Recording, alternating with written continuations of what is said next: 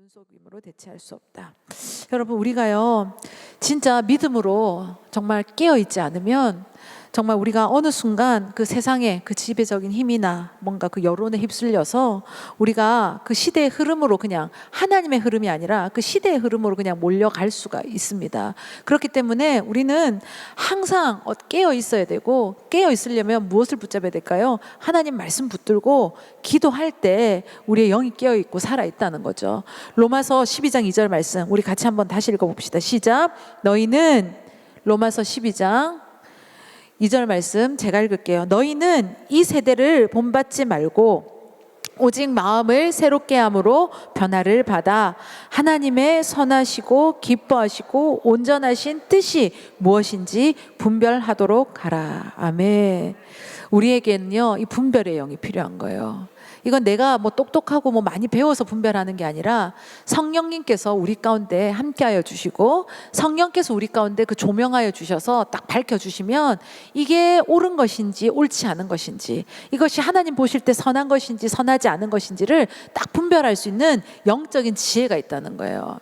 여러분, 우리 안에 이 세대를 본받는 것이 아니라 이 세대의 대세가 뭐냐, 유행이 뭐냐, 이것에 민감한 것이 아니라 때로는 그거 몰라도 상관없어요. 근데 우리 한국 사람은 참 이 유행과 대세에 대해서 참 민감하죠. 예, 그거 쫓아가려고 엄청 애를 쓰죠. 근데 진짜 우리 믿는 사람들, 예수님을 믿는 자들에게 진짜 필요한 것은 하나님의 뜻이 어디에 있고 하나님의 그 원하시는 그 방향이 어딘지를, 그것을 먼저 잘 따라가고 잘 캐치하는 그 영적인 분별력이 있어야 된다는 것을 기억할 수 있기를 바랍니다. 그래서 우리는 어떻게 되냐, 항상 우리의 마음을 어떻게 되냐, 새롭게 해야 된다는 거예요. 우리의 마음을 새롭게 이렇게 만들 수 있는 것은 다른 어떤 것이 없어요.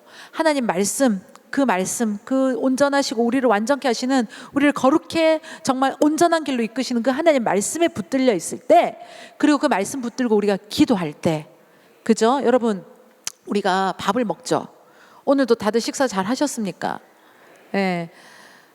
요즘 영양 과다예요. 예. 며칠 상간에 맨날 제가 목사님한테 그랬는데, 목사님 당신 때문에 맨날 살찐다고 그랬거든요. 맨날 밤이면 저를 이렇게 유혹을 해가지고 우리 집에 라면 파티, 김치 파티가 열리는데 지금 그거 같이 할 멤버들이 왔어요. 그래 놓으니까 완전 신이 나셨어. 어제도 라면을 7봉지를 끓여가지고, 그거 약한 거예요 우리 집에서. 그리고 밥을 또 말아가지고, 그리고 또 뒤에 막 아이스크림 먹고 막 장난이 아닌데, 여러분 이렇게 먹기도 잘 먹어야 되지만 근데 또 사람이 어떻게 됩니까? 움직여야 되죠.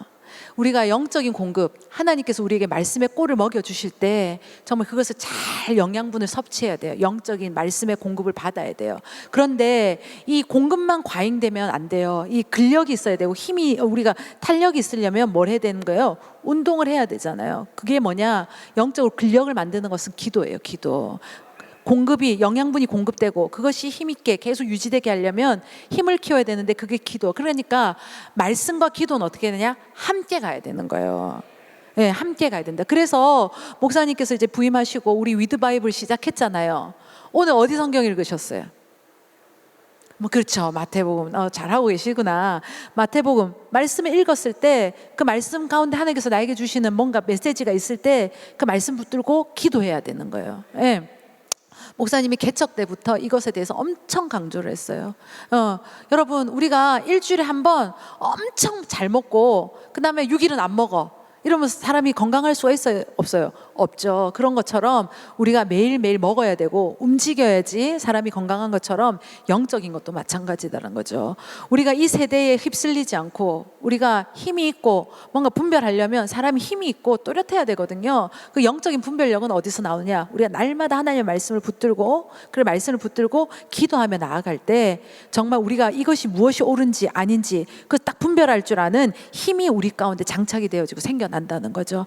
우리 물맷돌 중앙뿐만 아니라 우리 물맷돌 연합교회들이 정말 이런 영적인 분별력 있는, 그래서 하나님께서 우리를 물맷돌로 사용하지 않겠습니까? 시대의 골리앗, 지금 대세는 이거야 막 이렇게 얘기하지만 다윗은 어땠습니까? 아니라고 외쳤잖아요.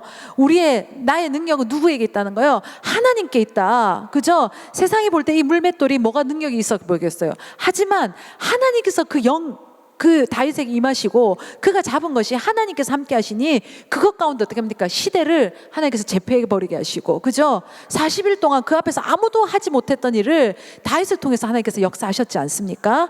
마찬가지라는 거예요.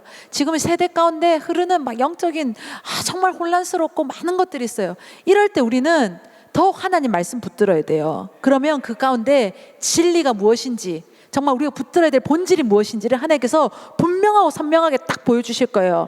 그럼 우리 이제 혼란스러울 게 없는 거예요. 우리가 말씀을 붙들지 못하고 그렇게 살다 보면 이것도 답인 것 같고 이것도 이거 맞는 것 같고 계속 헷갈리게 되는 거예요. 그런데 우리가 확실히 하나님 말씀 가운데 붙들려 있고 그리고 말씀 붙들고 기도하는 사람이 되어질 때 이제 더 이상 헷갈릴 일이 없는 거예요. 여러분, 우리 정말 물맷돌 중앙 안에 정말 진리가 역사하고 그 본질만이 살아나는 깨어있는 교회 될 수 있기를 축복합니다. 그래서 우리에게는 마인드셋이 필요하다.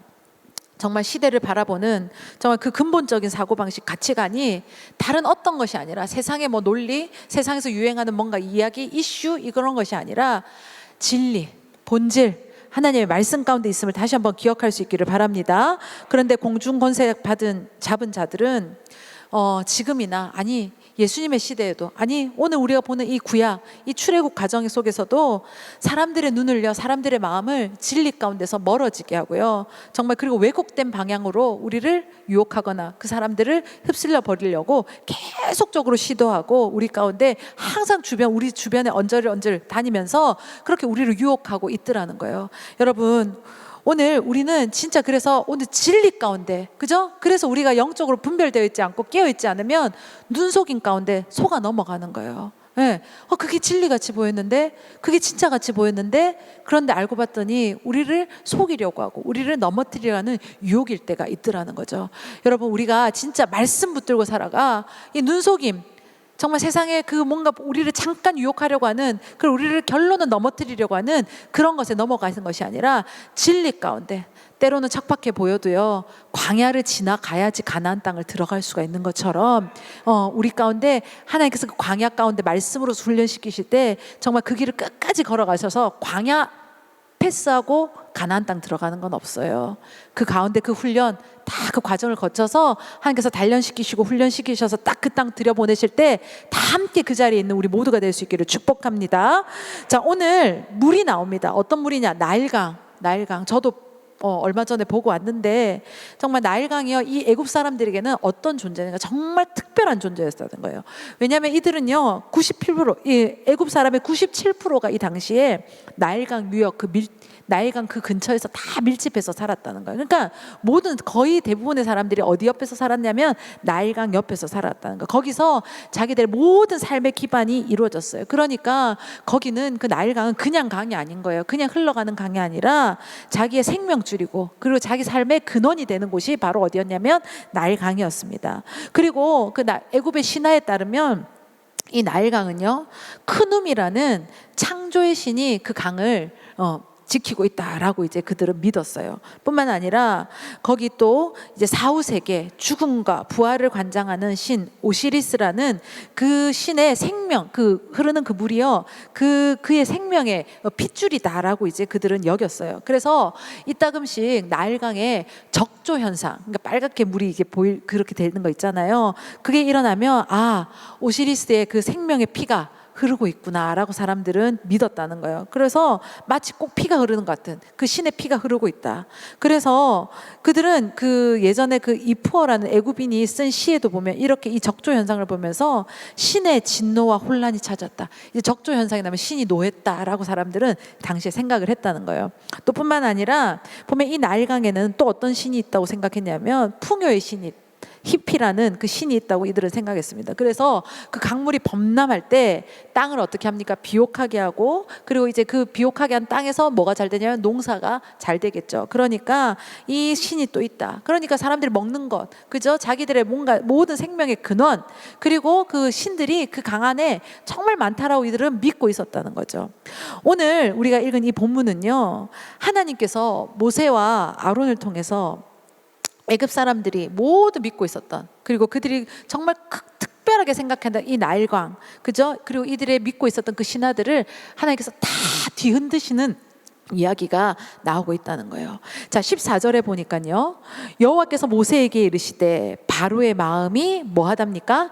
완강하여. 자, 우리가 이제 출애굽기 이제 바로가 나오는 장면에서 살펴볼 때마다 계속 이 단어가 나올 거예요. 바로의 마음이 완강하고 아니면 완악하고 이런 표현들이 계속 나와요. 그 히브리 어로는 카베트인데 그 뜻이 무엇이냐면 무겁다입니다. 무겁다. 그러니까 마음이요 잘 움직이지 않는다는 거예요. 잘 움직이지 않는다. 그러니까 하나님께서 지금 계속 그 지팡이 뭡니까? 뱀이 되게 하셔가지고, 그죠? 아론의 지팡이가 그 자기 요술사들이 했을 때 그 지팡이를 삼키게 하는 그 장면을 보여줘도 바로의 마음이 어떻겠대요? 완악했다 그랬거든요. 근데 오늘 보는 이 장면에서도 바로의 마음이 어떠냐? 계속적으로 완악하다는 거예요. 하나님께서 분명하고 선명하게 그리고 모세와 아론을 통해서 그 말씀을 전하시고 또 이적을 통해서 보여주심에도 불구하고 지금 누구의 마음이 완악하다는 거예요? 바로의 마음이 완악하다. 여러분, 이 말은 아무리 하나님께서 보여주셨음에도 말씀을 전하셨음에도 불구하고 이 바로의 마음이 어떻게 하냐? 그 하나님의 말씀 가운데 작동되지 않는다는 거예요. 자, 가끔 있잖아요. 이렇게 심령이 완악한 사람들을 볼 때가 있어요. 그러면 참으로 불쌍해요. 예. 왜냐하면 하나님께서 지금 모세와 아론을 통해서 말씀을 주시지 않았습니까? 아니죠. 분명히 말씀을 주셨어요. 한 번, 두 번 지금까지도 여러 번 주셨어요. 그리고 이후에도 계속 보여주실 거예요. 말씀이 부족해서가 아니라는 거예요. 이 심령이 어떻게 합니까? 완악하니까 아무리 말씀을 전해도 모세가 전하고 아론을 통해서 하나님께서 보여주셔도 이 마음이 어떻게 하느냐? 움직이지 않는다는 거예요. 여러분, 항상 우리는 나의 심령이요 하나님 앞에서 정말 하나님의 뜻 가운데 내가 움직이고 내가 하나님 뜻 가운데 맞춰질 수 있는 그런 심령으로 되어 있기를 간구하시고 기도하시고 항상 그 마음이 내 심령이 하나님께로 잘 유지되어 있는지를 살펴볼 수 있는 우리 모두가 될 수 있기를 축복합니다. 그러니까요, 목사님이 아무리 말씀을 100번이고 1000번이고 전해도 완악한 사람은 어떻게 되느냐? 말씀이 역사하지 않는 거예요. 그런데요, 이 마음이 완악하지 않는 사람, 심령이 정말 깨어있고 하나님께서 주시는 그 말씀을 받으려고 열려있고 정말 그 말씀에 집중되어 있는 사람은 한 번이라도 돼요. 한 번 뭐 크게 얘기 안 해도 돼요. 스쳐만 지나가듯이 얘기해도 그 말씀의 씨앗이 그 심령 가운데 심겨지니 하나님의 역사하심이 있어서 30배, 60배, 100배 열매를 맺는다는 거죠. 그러니까 우리가요 영적인 토양을 항상 잘 준비해야 된다는 거죠. 여러분, 저도 뭐 농사 얘기 지난번에도 얘기했지만 저는 진짜 그쪽으로는 진짜 똥손. 우리 집에서 오죽하면 산세베리아를 죽이냐고. 예, 제가 그렇게 놀림을 받는 여자예요. 어떻게 하면 그 다육이들이 이렇게 웬만하면 산다는데 그 웬만하면 사는 그 다육이들이 다 죽어나요. 진짜 똥손이거든요.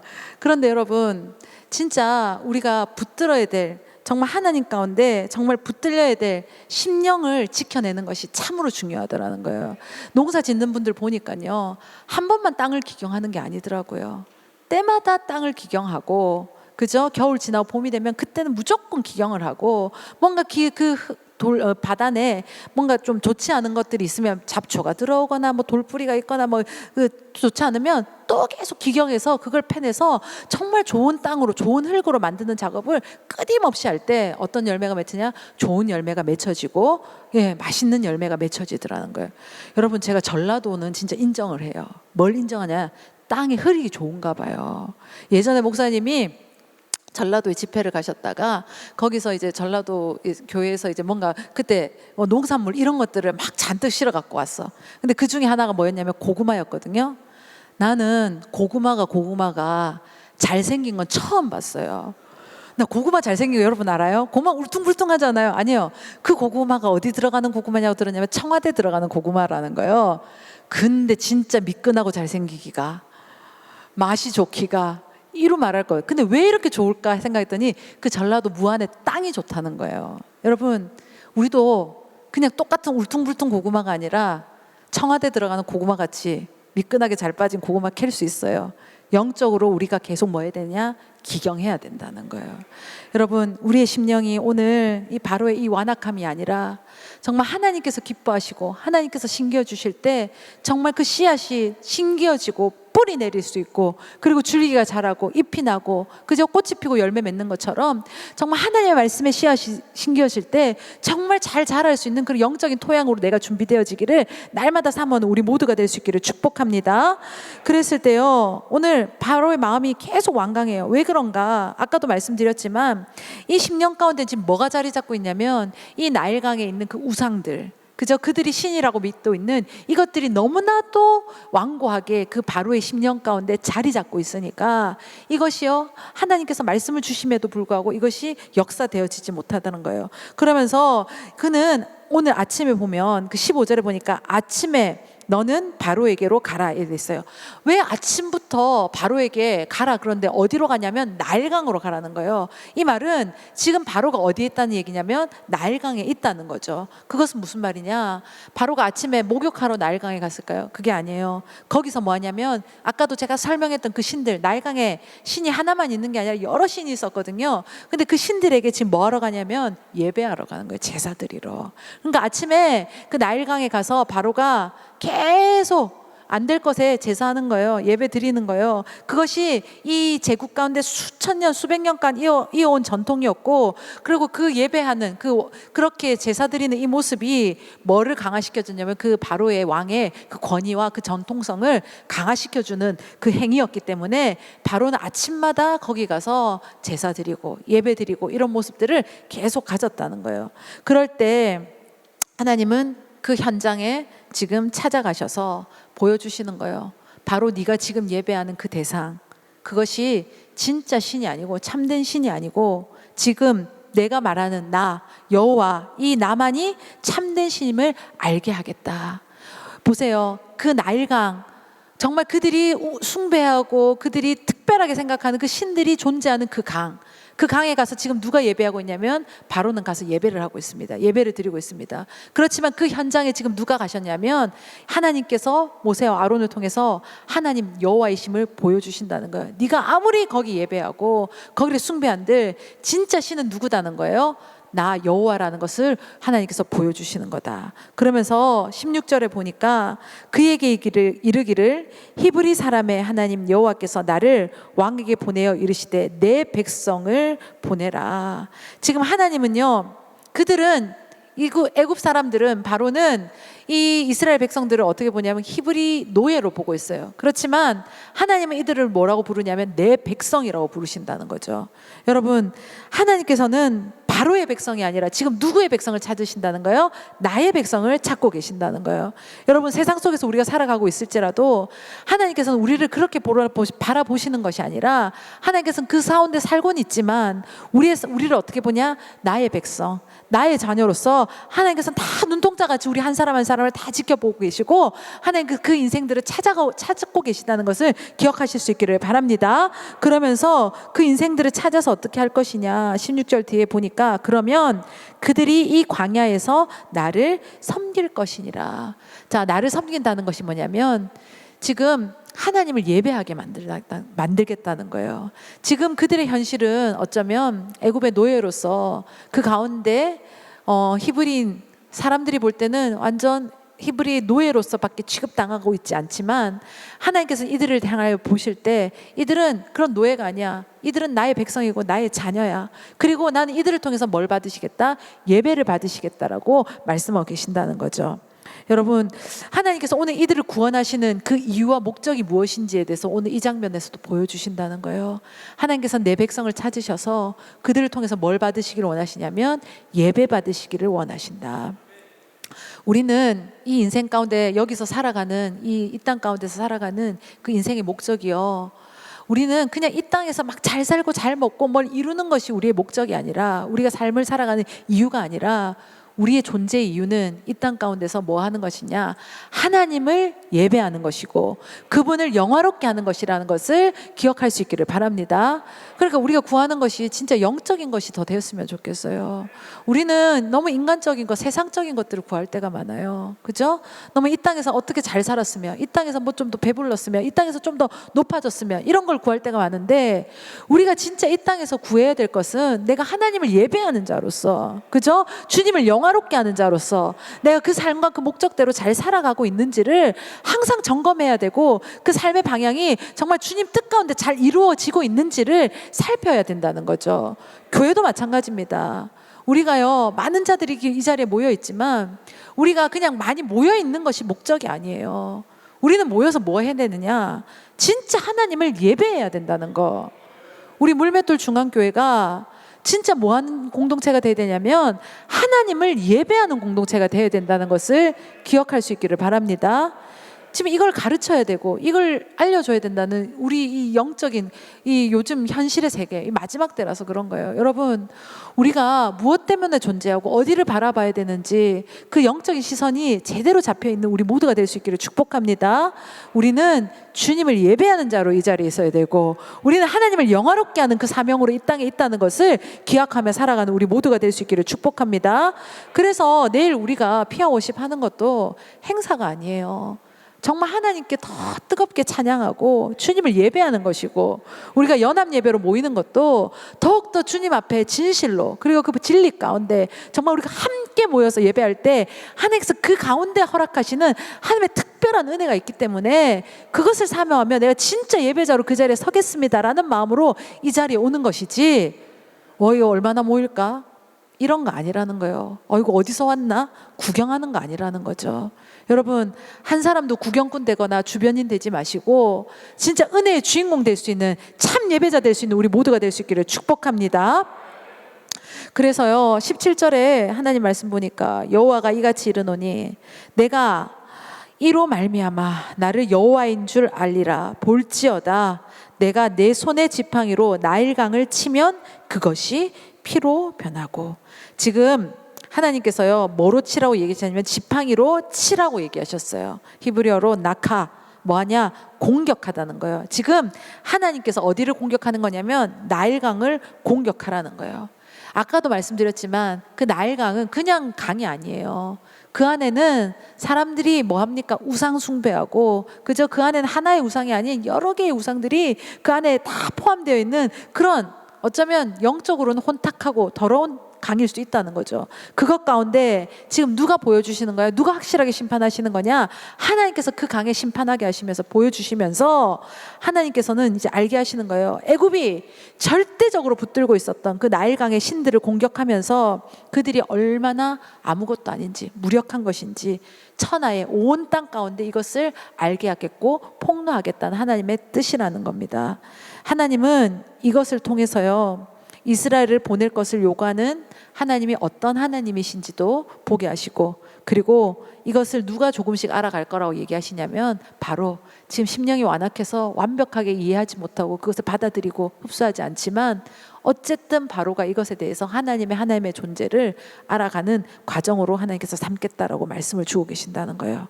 그랬을 때 진짜 어떤 결과, 하나님께서 이렇게 말씀하셨더니 진짜 어떤 결과가 나왔냐면 20절에 나옵니다. 모세와 아론이 여호와께서 명령하신 대로 행하여 바로와 그의 신하의 목전에서 지팡이를 들어 나일강을 치니, 나일강을 공격했더니 그 물이 다 뭐로 변했다는 거예요?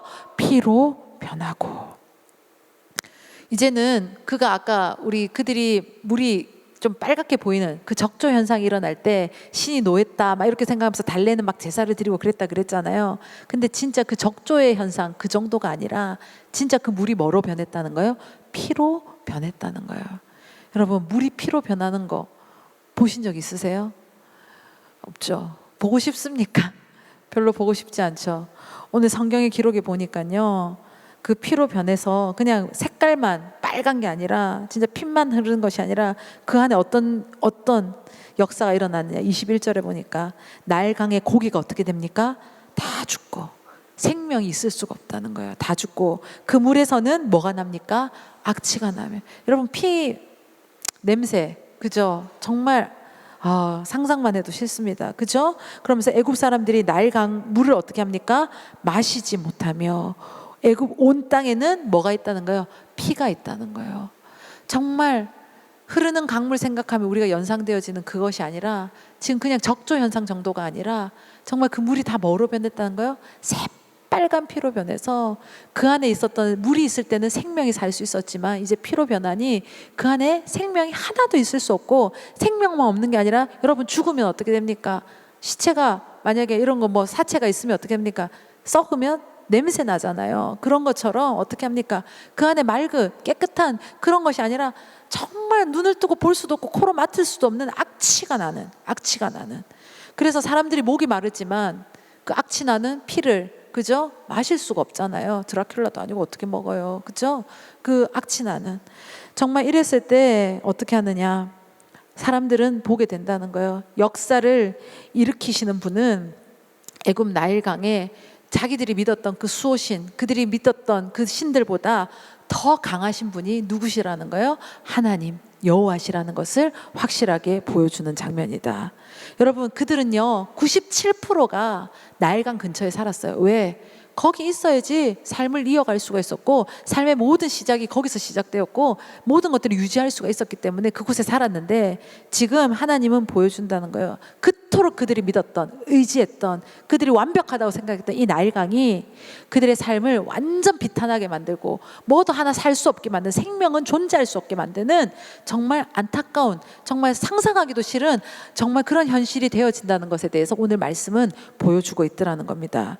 여러분, 정말 이런 하나님의 역사하신 가운데, 하나님의 일하신 가운데 어떤 반응이 나오느냐. 22절에 보니까요, 애굽 요술사들도 자기들의 요술로 그와 같이 행함으로. 자, 바로가요 자기 빗대 있는 그 사람들을 쓰는 거예요. 애굽의 요술사들. 요술, 이제 그 원문을 찾아보니까 비밀스러운 방식이래요. 비밀스러운 방식. 그러니까 이것은 즉 뜻이 뭐냐면 눈속임으로, 그러니까 하나님이 하시는 것처럼 진짜 역사를 일으키는 것이 아니라 지금 사람들 볼 때 뭔가 좀 비슷해 보이는 눈속임으로써 이들의 마음을, 이들의 잠깐의 그 시선을 어떻게 하냐, 현혹하고 바꾸어 놓는 모습을 나타내두고 있더라는 거죠. 하나님의 능력같이 그렇게 보이려고 속이나 근본적으로는 그 능력이 그들에게서 나올 수 없고 그런 능력을 그들은 행할 수도 없는 눈속임. 그러면서 23절에 보니까요, 바로가요 돌이켜 궁으로 들어갔고 그 일에 관심을 가지지도 아니하였고. 지금 자기가 믿는 애굽 신들도 이런 능력이 있는 것처럼 쇼는 보여줬어요. 바로가 애굽 그 요술사들을 통해서. 그러면서 이제 어떻게 하느냐, 그것에 대해서 관심도 가지지 않고 어떻게 하냐, 들어가 버리더라는 거예요. 자기는 이 순간 이것을 덮으면 그냥 문제가 해결된다고, 우리도 이런 능력 있어 하고 사람들에게 마음을 그냥 현혹시키려고 보여주는 것이었다는 거죠. 그랬을 때 백성들은 어떻게 됩니까? 먹을 물이 없어서, 그죠? 24절에 보니까 애굽 사람들은 나일 강물을 마실 수 없으므로 나일 강가를 두루 파서 마실 물을 구하였더라. 오히려 백성들 어떻게 합니까? 도탄에 빠지고 뭔가 살 수 있는 길을 잃어버리고 이렇게 헤매는 모습들. 그러니까 바로가야 하나님의 흉내, 그 하나님의 능력을 흉내내는 그 요술사들로 백성들을 안도하게 했지만 그것이 완벽하게 해결되는 것이 아니라 잠깐 눈속임은 할 수 있지만 그것이 그들에게 완전한 평안, 정말 그들에게 만족을 주는 것이 아니라 오히려 마실 물도 찾을 수 없는 더 큰 고통으로 그들을 이끌어가고 있는 현실을 하나님께서는 보게 하신다는 겁니다.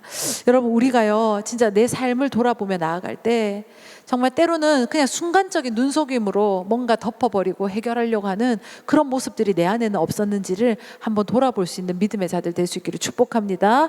하나님께서는 나에게 분명하게 보여주시고 우리가 근원적인 것들이 변화되어지고 하나님 앞에 돌이키고 회개해야 되는데 성경은 계속 보여주는 거예요. 바로는 그 완악함에서 벗어나질 않아요. 벗어나려고 하지 않아요. 그 완악함을 어떻게 하냐, 계속 고수하고 지켜가는 그 모습을 보고 있어요. 그럴 때, 그러면서 사람들 앞에서는 잠깐 쇼를 하는 거예요. 우리 요술사들도 이런 능력이 있어, 이렇게 덮을 수 있어, 그렇게 보여줄 때 그것이 그 삶의 근원적인 문제를 해결할 수 있더냐? 아니라는 거죠.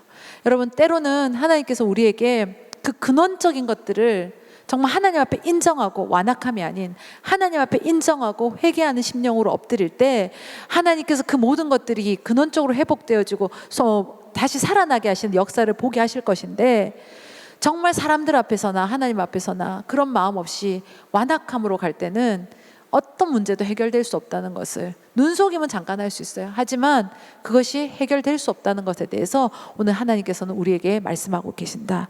여러분, 정말 하나님 뜻 가운데 내 심령이요 정말 변화되기를, 그리고 그 말씀 가운데 깨어지기를 날마다 사모하시고 갈망하는 심령 될 수 있기를 축복합니다. 그리고 그 말씀 가운데 우리는 그냥 눈으로 잠깐 속이는 것으로 내가 안도하는 것이 아니라, 정말 때로는 그 작업이 힘들고 어려울 수는 있어요. 하지만 세상은 속일 수 있고 사람은 속일 수 있어도 하나님 우리가 속일 수가 없잖아요. 그죠? 그 하나님 앞에서 나의 심령을 다 적나라하게 내어놓고, 그리고 진짜 회개함으로 정말 그 근원적인 것이 달라져서 하나님의 역사가 일어나는 심령으로 변화되기를 정말 간구하고 나아가는 우리 모두가 될 수 있기를 축복합니다. 그래서 진짜 우리의 이 모습 가운데 하나님의 말씀이 내 안에 역사되어지고, 그래서 그 근원적인 것들이 변화되어 정말 생명의 샘이 흘러가고, 그죠? 능력의 하나님이 나의 하나님임을 경험하는 우리 모두가 되어질 때 하나님께서는 오히려 피가 흐르던 강도 어떻게 하실까요? 다시 맑은 강으로, 생명이 일어나는 강으로, 능력의 강으로 바꾸실 그 주님이 나의 하나님이심을 기억할 수 있기를 바랍니다. 여러분, 세상은요 이 마지막 때에 계속 우리를 속이려고 하는 그런 시도들이 많아요. 보면 오늘 우리가 위드 바이블 할 때 마태복음 25장에 보면 그 마지막 때 어떻게 살아야 되는가에 대해서 말씀을 주시는 거예요. 열처녀 비유라든지, 그죠? 뭐 그런 비유가 나올 때, 근데 그 열처녀 비유할 때 보면 신랑을 기다리잖아요. 근데 그 신랑을 기다릴 때 그 처녀들이 있잖아요. 미련한 자가 있고 슬기로운 자가 있다 그랬잖아요. 그 미련하다의 뜻이 뭔지 알아요? 생각이 없다는 거예요. 슬기롭다는 것은 무슨 뜻인지 아십니까? 생각이 있다는 거예요. 생각이 깊다는 거예요. 이게 뭐냐면 하나님께서 말씀하신 그때에 그냥 생각 없이 미련한 그 자체로 계속 있는 자들이 있고, 슬기로운 자들은 어떻게 하냐? 생각을 한다는 거예요. 오늘 하나님의 뜻이 무엇일까? 하나님의 말씀이 어디를 보게 하는 것일까? 그것을 향해서 쫓아간다는 거예요. 그런데 신랑을 기다릴 때요, 그때 이상한 풍습이 있는데, 우리가 볼 때는 보면 그 혼인잔치가 밤에 이루어진대요. 밤에 이루어지는데 진짜 신랑이 올 때를 우리는 기다릴 거 아니에요. 그런데 희한하게 그 옛날에 그 풍습에 보면요, 가짜 신랑을 계속 보낸다는 거예요. 그래서 그 신부 옆에는 누가 있냐면 그 신랑의 친구가 있는 거예요. 그래서 친구는 자기 친구의 목소리를 분명히 알 거 아닌가. 그러면 누구누구야 이렇게 했을 때, 아 저건 가짜야, 그러면 나가지 않게 하고, 진짜 신랑이었을 때 어떻게 합니까? 나가는. 그러니까 이 요즘의 때에는, 이 마지막 때에는 그렇다는 거예요. 계속 우리를 속이려고 하는 가짜들을 보낸다는 거죠. 예수님께서 비유로서 말씀해 주시는 거예요. 그런데 우리가 분별하는 영이 있을 때, 하나님께 붙들려 있을 때 그 목소리에 속아 넘어가는 것이 아니라, 진짜 예수님, 나의 신랑 되신 예수님이 오셨을 때 딱 그 말씀 가운데 어떻게 하냐? 슬기로운 자들은 딱 분별해서 어떻게 하냐? 예수를, 정말 우리 예수님, 나의 신랑을 어떻게 하냐? 맞으러 나아가는 그런 모습들이 있다는 거죠. 우리 물맷돌 중앙 안에는 정말 깨어서 슬기의 영이 임하고, 정말 준비된 자로서 하나님의 말씀 가운데 잘 깨어서 정말 오늘 내가 무엇을 해야 되는지, 그 속임에 넘어가는 것이 아니라, 그 속임수에 내가 정말 현혹되는 것이 아니라, 하나님 말씀 가운데 붙들려서 하나님께서 원하신 그 길을 쫓아갈 수 있는 참 믿음의 자들이 될 수 있기를 축복합니다. 오늘 이 시간 우리 찬양하며 나아갈 때 우리의 시선이 하나님의 말씀 가운데, 우리의 영적인 귀가 하나님의 말씀 가운데 열려 있어서 정말 그때를 잘 분별하고 정말 살아계신 전능하신 하나님과 함께 가는 그런 믿음의 자가 되기를 소망합니다. 그 마음으로